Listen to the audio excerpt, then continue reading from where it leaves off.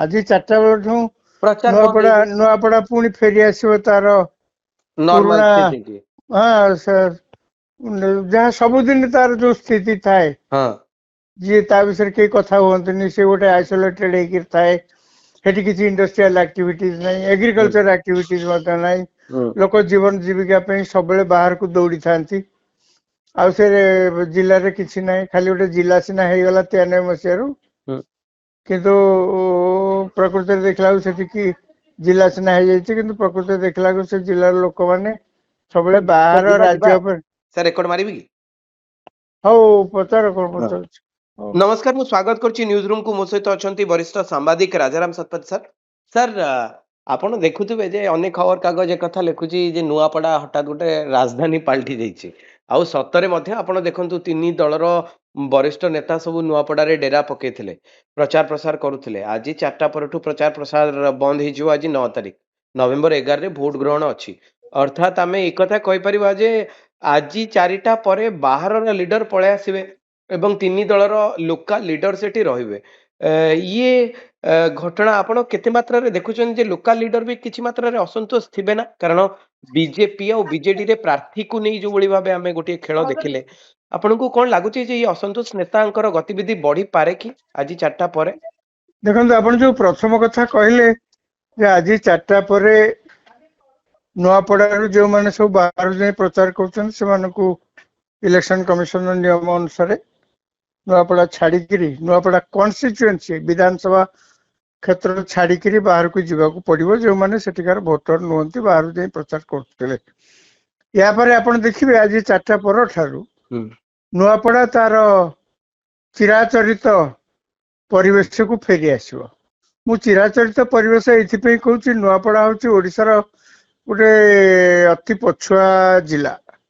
गरीब जिला ये जिले में एक्चुअली ना कौन सी शिल्प कारखाना अच्छी जार शब्द आपण किसी शुणवे ना से बड़ बड़ चाष कार्य हुए बा अति इंटेंसिव जहाँ कहते आधुनिक प्रणाली लोक मैंने चाष करी हरियाणा पंजाब भाई अति समृद्ध ता ए प्रकार सीन देखा पाइबे ना नुआपड़ा जमती सब अन्य समय आप गले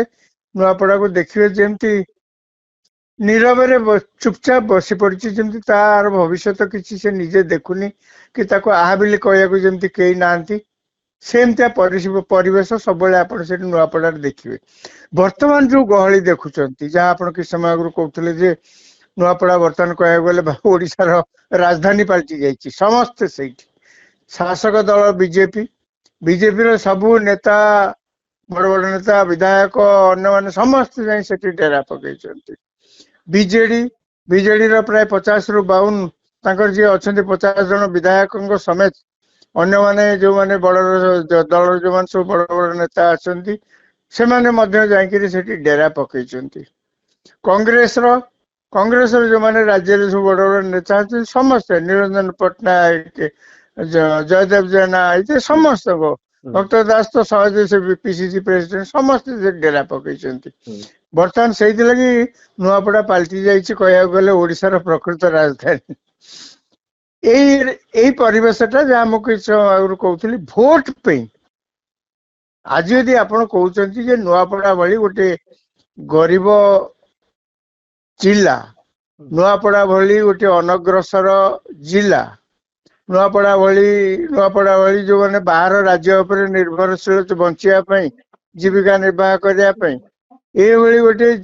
नुआपड़ा जिला को एत लोक कहीं जाइछन्ति से केवल जाइछन्ति बड़ बड़ कथा कहीकि मन लोभाणिया कथा कहीकि लोकंकर भोट को हाथेबा जहाँ आप आज दृश्य देखुंत नुआपड़ा रे तार एकमात्र उद्देश्य होची नुआपड़ा लोकों को मिछ स्वप्न देखैकि तांकर भोट हासिल करवा किंतु एमाने जतबेले आज बाहर को पळे आसीबे ये सीमा बाहर को पळे आसीबे आउ ये बड़ बड़ नेता सेठी देखा जिबेनी ता परे भोटर मानक मन रे किछि गोटे बड़ चेंजेस आसी पारे कि आपन को लागुची जे असल खेल एई जो आउ किछि घंटार समय बाकी रहइबो वोटिंग पूर्वरु यार भितर किछि गोटे बड़ गड़बड़ हबो कि जतबेले आउ प्रचार प्रसार नथिबो बड़ नेता नथिबे लोकल नेतांको हाते रे दायित्व थिबो एई ठीक ठीक खेल बिगड़ी जाई पारे कि देखो आज्ञा जिते बड़े निर्वाचन जो भारत वर्ष हुए नियम अनुसार भोट ग्रहण पूर्व दिन अर्थात 4टा बेलू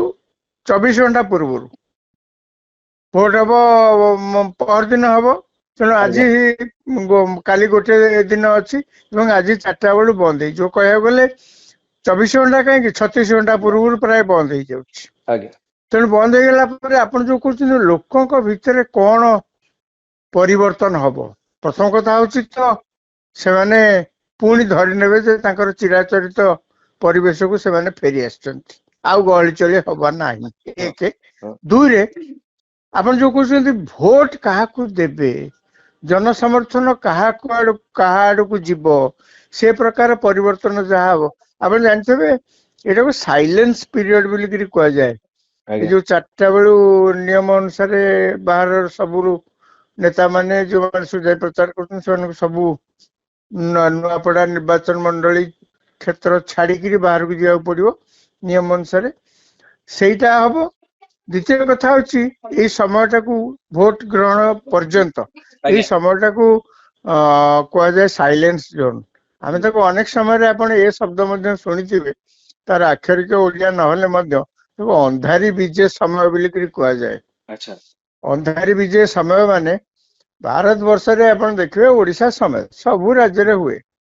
टंका बांटी भोट आनिबा हम नेतांकर गोटे पारंपरिक अभ्यास भारत वर्ष रे जेबे देश स्वाधीनता पाइकरी प्रथम निर्वाचन हेला दिन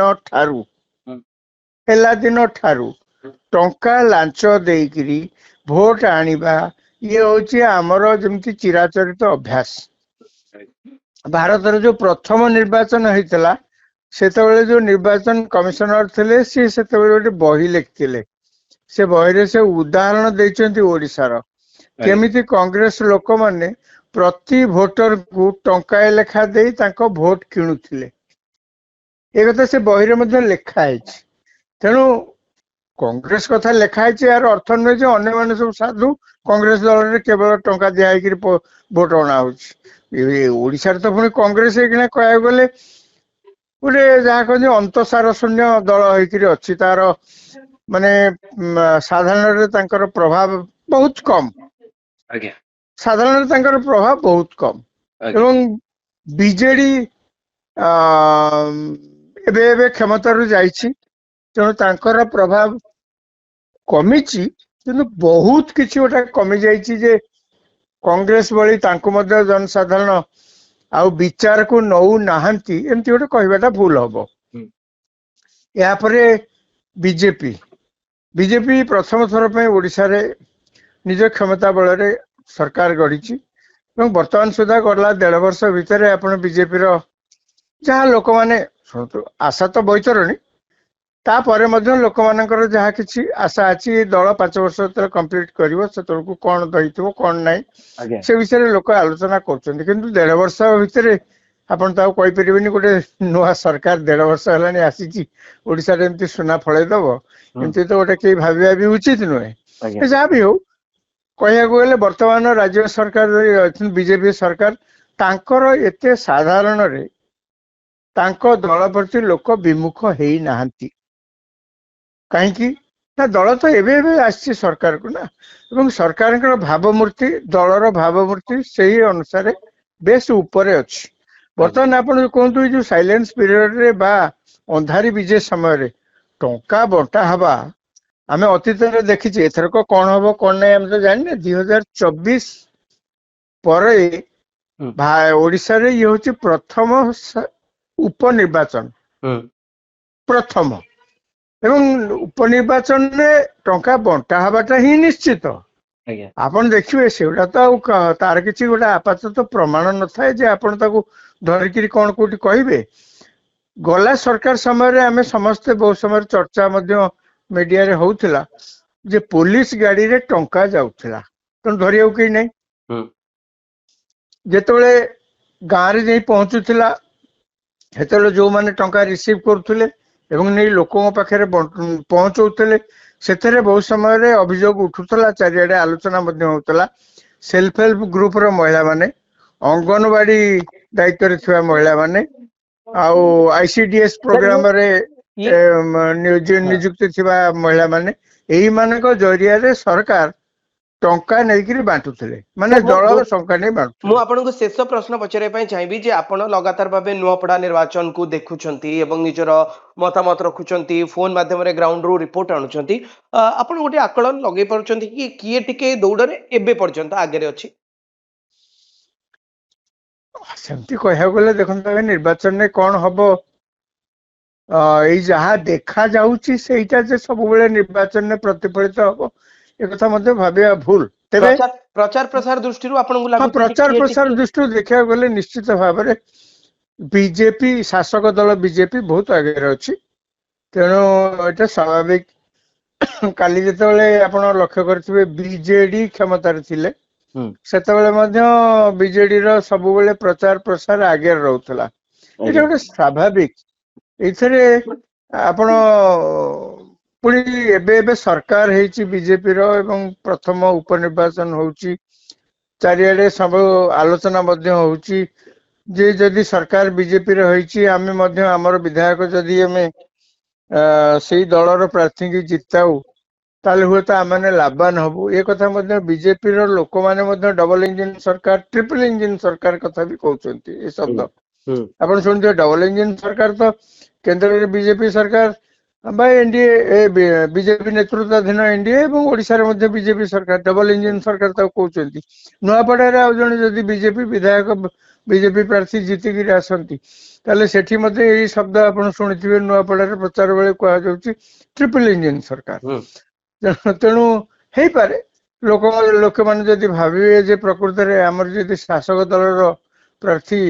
କୁ ଆମେ ଯଦି ବିଜୟୀ କରେଇବୁ, ଆଜ୍ଞା ନୂଆପଡା ଭଳି ଗୋଟେ ଅନଗ୍ରସର ଜିଲ୍ଲା ଆଜ୍ଞା ଯୋଉଠୁ କି ବର୍ଷକୁ ପ୍ରାୟ 1 ଲକ୍ଷରୁ ଅଧିକ ଲୋକ ଦାଦନ ଖଟିବା ପାଇଁ ଓଡିଶା ବାହାରକୁ ଯାଆନ୍ତି, ହୁଁ ଯୋଉଠିକି ଲୋକମାନେ ଜୀବନ ଜୀବିକା ବଞ୍ଚେଇବା ପାଇଁ ବାହାର ରାଜ୍ୟ ଉପରେ ନିର୍ଭରଶୀଳ, ସେମାନେ ନିଶ୍ଚୟ ଭାବିବେ, ନିଶ୍ଚୟ ଏକଥା ଭାବି ପାରନ୍ତି ଯେ